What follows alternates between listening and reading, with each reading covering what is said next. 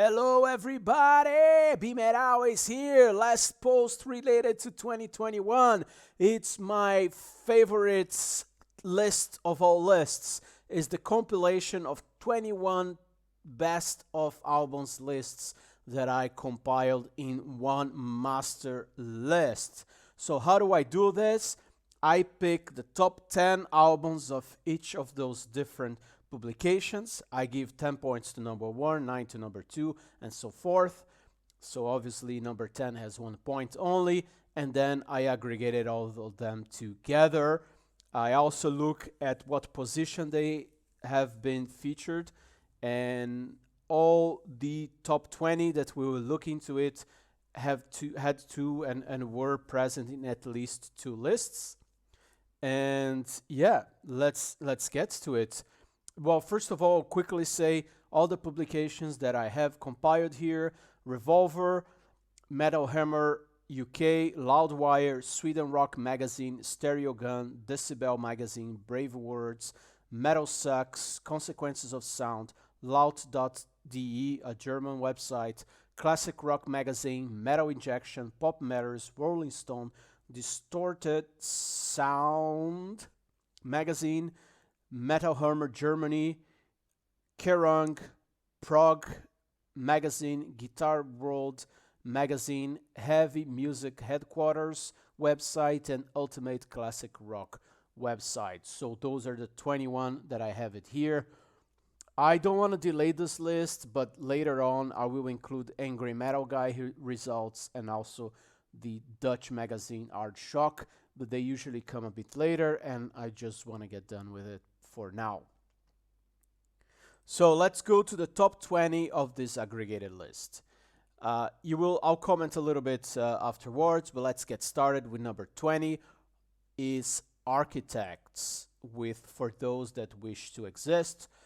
Total gathering of 12 points. It was featured in 3 lists, but never as number 1 or number 2. I personally love this band, but I didn't like this album at all. I listened to it. I think I even did the review, and it was very low in my list, not even in my top 30 or something. I really didn't like it. It's too soft for me, and I prefer their other albums. Number 19 is Joey Bonamassa with Time Clocks. Of course, this is a not metal album. This is a blues rock album with 14 points. And it was featured in 2 lists, but none of them as number 1 and number 2. I like this guy. I didn't spend too much time with this album, but usually, yeah, I mean, he's an excellent guitar player, and he makes good, a new generation of blues guitar players. So as you can see, because I have some classic rock, some prog magazines here, those have influenced some no-metal acts to be my top 20, but they're all related to, to rock metal in a way. It's also the case for number 18, Steven Wilson, The Future Bites, also 14 points. Also featured in 2 lists, but it was number 2 in one of those lists. That's why I put it above Joey Bonamassa. Now, I love this guy as well. I have several of his solo albums. I forgot the name of that album, but one of his albums, or maybe 2, were the best of the year when they were released. But the Future Bites for me didn't work at all. It's very poppy oriented. It's very soft, and I didn't like it. But yeah, it was featured in 2 publications very high. So there you go. Number 17, Dordedu, I guess that's how you say it, with the album Har. This gathered 15 points with 2 lists, and one of those it was as number 2. I didn't hear this album before during the year, but I liked the one listen that I had it. I liked it, so I might go back to it, given that was number 17 overall.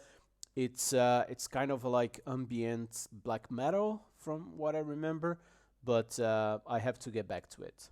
Number 16, Employed to Serve, with the album Conquering, with 19 points. So here, this album kind of distanced itself from the previous 4 albums with 19 points and featured in 3 lists, never as number 1 or number 2. Again, this is a band that I don't know very well, but because it was in the list, I listened to it a couple of times, and I did like it. It's kind of like modern metal with a female singer, but he's quite interesting, so I'm looking forward to listen more to it. Number 15, Cannibal Corpse, Violence Unimagined. 20 points, so very close to the previous one. 3 appearances, and as number 2 in one of the lists. I really liked this album. It was not that high in my own list, but I love everything they do, and this album was no different. A very good album. Yeah, they are kind of like the AC/DC of death metal, so you know what you're gonna get it. But it's, yeah, I think they're becoming more accessible in a way, and very melodic within death metal, of course. And this was another great album from them, so I agree that this is a top album of the year. Number 14, Trivium in the Court of the Dragon. This was one that was high on my own list. They gathered 22 points, featuring 3 lists and twice as number 2. So very strong album from Trivium. I think they work so hard. They're such a good band, and they keep improving themselves, especially in the last 3 albums after a couple of missteps in the past. The last 3 albums have been very strong, and I really hope they continue to grow. Number 13 was very high on my list, Rivers of Nile with The Work. It gathered 22 points like Trivium, but I put it ahead of Trivium because they featured in 4 lists, and in one of the lists they were number 1. So very good results for Rivers of Nile. I loved this album. You know, I have the review. You can check it out, and it was very high on my list as well. Number 12, it's not a heavy metal act, is Mammoth WVH, of course, the son of Eddie Van Halen, released a self-titled album with his new band, and they gathered 23 points. They appeared in 3 lists, one as number 1 and another list as number 2. So for the fans of classic rock or guitar players, this was a very strong album. Not so much in the metal sphere, but it was so strong in classic rock that it featured at number 12 here. Number 11, Chemis, Deceiver, 25 points, was featured in 4 lists, and one of those was the number 2. So this is an album that I didn't spend as much time as I would have liked to, but what I listened to it's convinced me that it is indeed a very good album.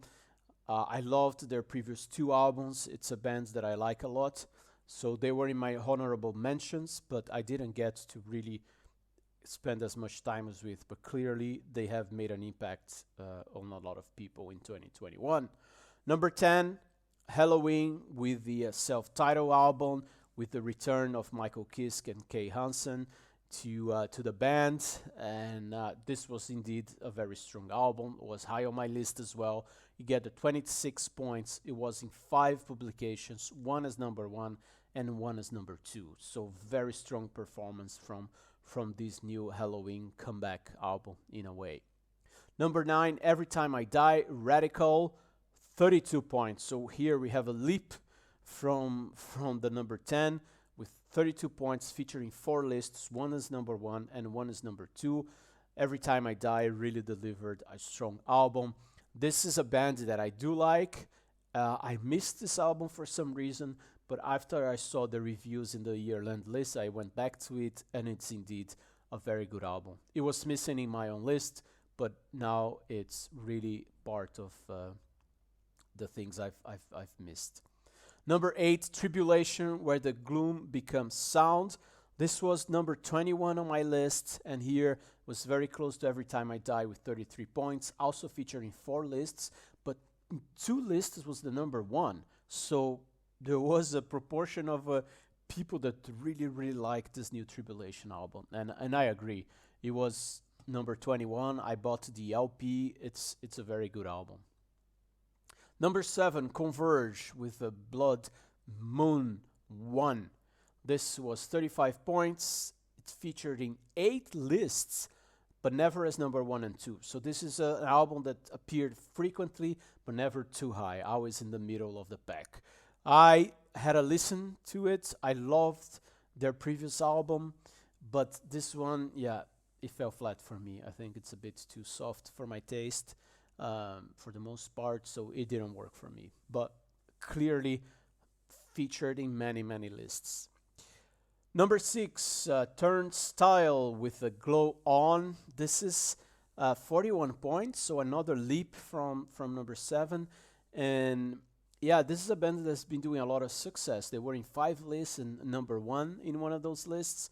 I don't like it. It's not my style. It's like this soft punk rock type of sound. It's not really for me, but I think I remember they doing well with their previous album, year-end lists as well.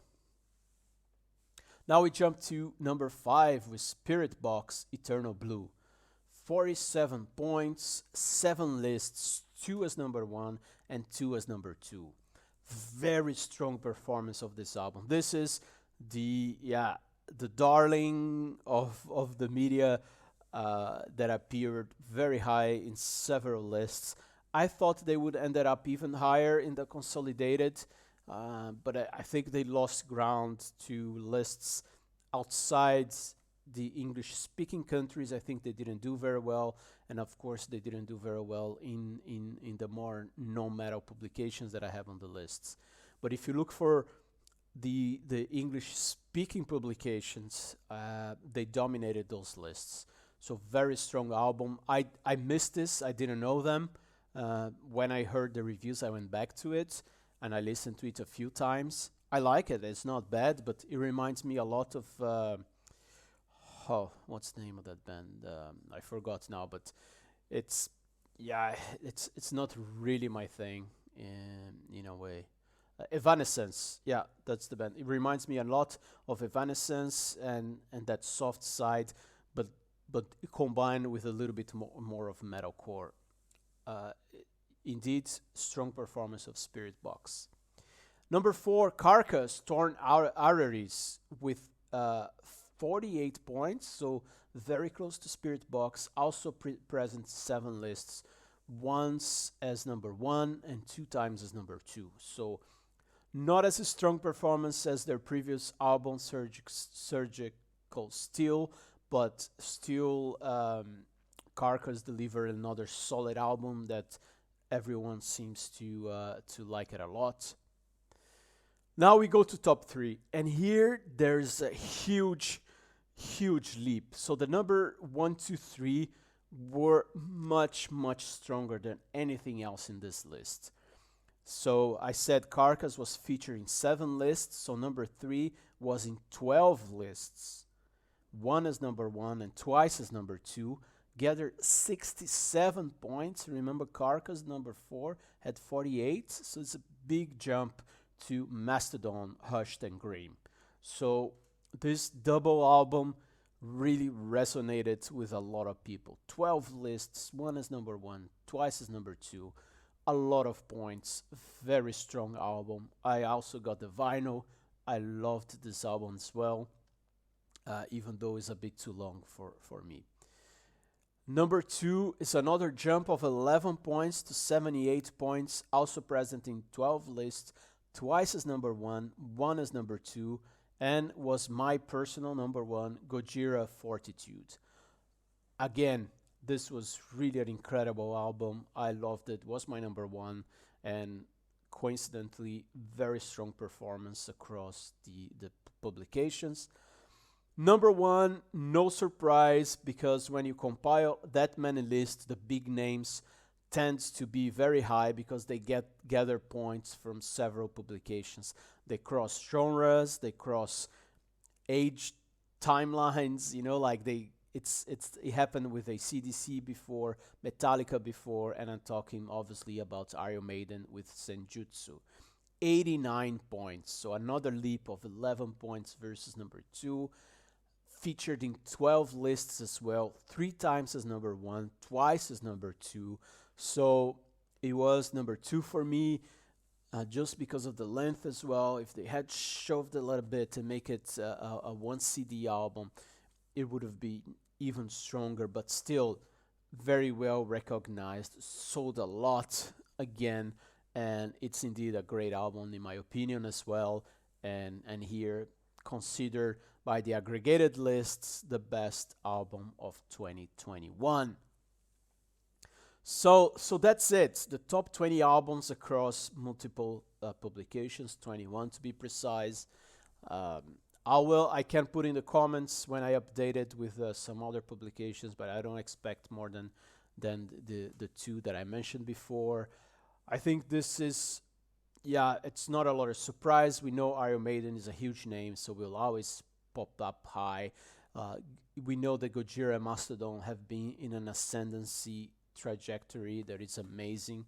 It's good for metal because they are great bands, and those albums are indeed good. Carcass coming back, and then the more alternative, more metalcore, punk side of things with Spirit Box, Turnstile, Converge, also quite high on the list, and yeah, that's it. So I hope you like it. This was always a fun exercise to do. I'm a fanatic in all those lists, and this one is ready for you to check it out. So thanks for listening, for being here. Happy 2022, and be mad always.